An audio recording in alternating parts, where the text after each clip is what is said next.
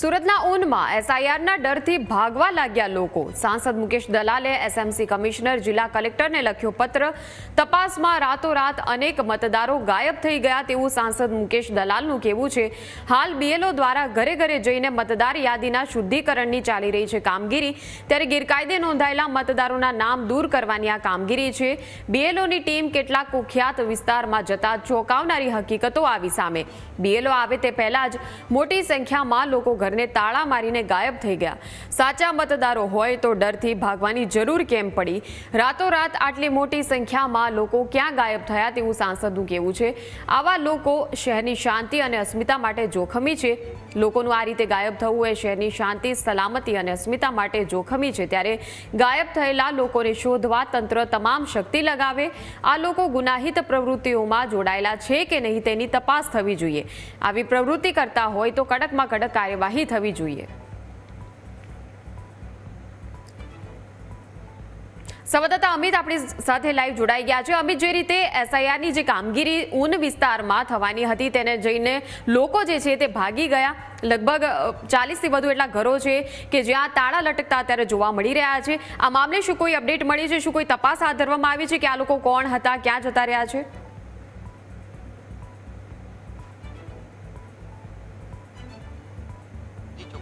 હાલ જે news કેપિટલની team છે ઊન વિસ્તારમાં આવી છે અને સાંસદ મુકેશ દલાલ દ્વારા જે પત્ર લખવામાં આવ્યું છે તે પત્રને લઈને હાલ છે ન્યૂઝ કેપિટલની ટીમ આ વિસ્તારમાં પહોંચી છે। પત્રમાં ઉલ્લેખ છે કે એસઆઈઆરની કામગીરીને લઈને રાતોરાત છે ઘણા બધા મકાનો છે તે બંધ થઈ ગયા છે, તાળા લાગી ગયા છે। અત્યારે આ જે ઊન વિસ્તારમાં સ્થાનિક લોકોના કહેવા અનુસાર અગાઉ ઘણા બાંગ્લાદેશીઓ છે અહીં રહેતા હતા, પરંતુ એસઆઈઆરની કામગીરી દરમિયાન રાતોરાત છે તે મકાનો છે તે બંધ થઈ ગયા છે અને તેના પર તાળા લાગી ગયા છે। મહત્વની વાત એ છે કે આ જે વિસ્તાર છે તેમાં અગાઉ પણ મોટી સંખ્યામાંથી ગેરકાયદેસર રીતે વસવાટ કરતા બાંગ્લાદેશીઓ છે તે ઝડપાઈ ચૂક્યા છે। આ બાંગ્લાદેશીઓ છે પોતાનું નામ બદલીને આ વિસ્તારમાં રહેતા હતા અને સ્થાનિક ઇન્ડસ્ટ્રીયલ વિસ્તારમાં સંચા ખાતાઓમાં કામ કરીને જે પોતાનું ગુજરાન ચલાવતા હોય તે પ્રકારની વિગતો પણ સામે છે। પરંતુ હાલ જે પ્રકારની પરિસ્થિતિ છે તેનાથી સ્પષ્ટપણે એવું લાગી રહ્યું છે કે સ્થાનિકો પણ છે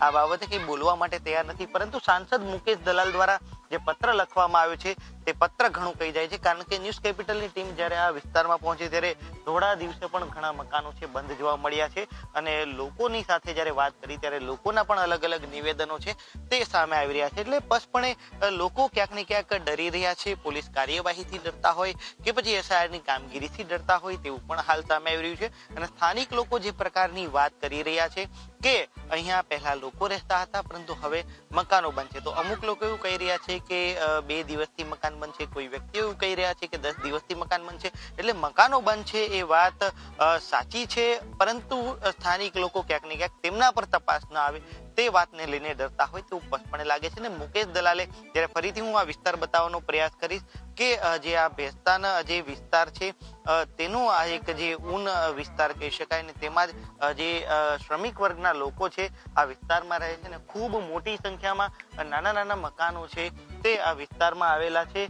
ત્યારે આ દ્રશ્ય જોઈ શકો છો કે અગાઉ પણ આ વિસ્તારોમાંથી બાંગ્લાદેશીઓ છે તે ઝડપાયા હતા પોલીસની કાર્યવાહી દરમિયાન, પરંતુ એસઆઈઆરની કામગીરી દરમિયાન કેટલાક લોકો છે તેમની ઓળખ છુપાવવા માટે આ વિસ્તારમાંથી નીકળી ગયા હોય તેવું સ્પષ્ટપણે સામે આવ્યું છે। અને હવે સાંસદ મુકેશ દલાલ દ્વારા આ બાબતે કાર્યવાહીની માંગણી કરી છે, કારણ કે ઘૂસપેઠિયાઓ છે દેશની સુરક્ષા પર પણ સવાલ કરે છે અને આ લોકો ગયા તો ગયા કઈ જગ્યા પર તેને લઈને પણ પ્રશ્નાર્થ છે। એટલા માટે સુરતના કલેક્ટર અને મનપા કમિશનરને સાંસદ મુકેશ દલાલે એક પત્ર લખ્યો હતો અને આ પત્રમાં તેમને આ તમામ લોકોની ગુનાહિત ઇતિહાસ તપાસવાની અને તમામ લોકો કઈ જગ્યા પર છે તે શોધવા માટેની એક રજૂઆત પણ કરી છે।